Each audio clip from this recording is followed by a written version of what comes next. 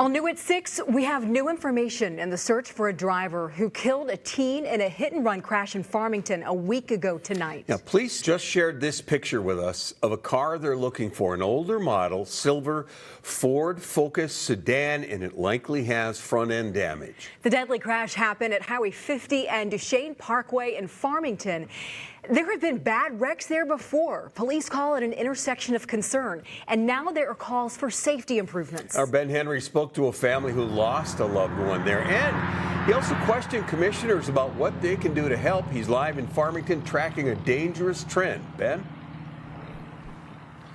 Kevin and Lindsay, people who are concerned with this intersection don't know what can be done, but hope something is done to make it safer. That trend we are tracking includes 2 deadly crashes, including one whose family is trying to keep his memory alive. Not a day goes by, Troy Roble doesn't think about his boy. He really knew how to live life, and he was just newly engaged.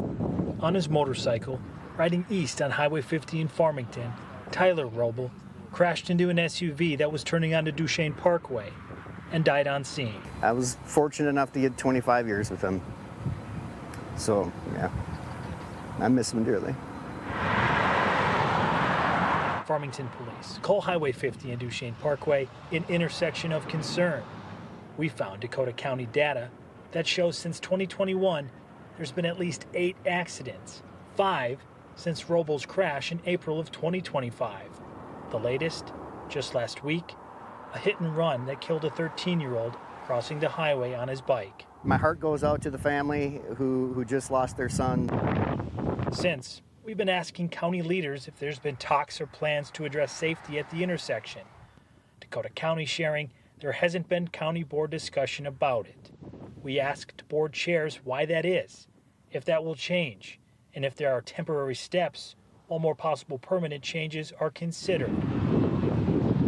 He was memorable, and you would remember who he was. Roble plans to gather support to make their calls for change as loud as can be. With the pattern that's happening, whether if it's a 4-way or a roundabout or something, I can't say I have the answer, but something. One life is too much to lose.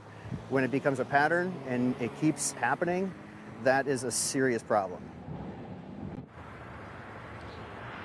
The county commissioner that represents this area says he was not available for an interview today. The board chair pushed me to the county for those specific questions. We'll keep working to get those answers. Live in Farmington, Ben Henry, 5 Eyewitness News.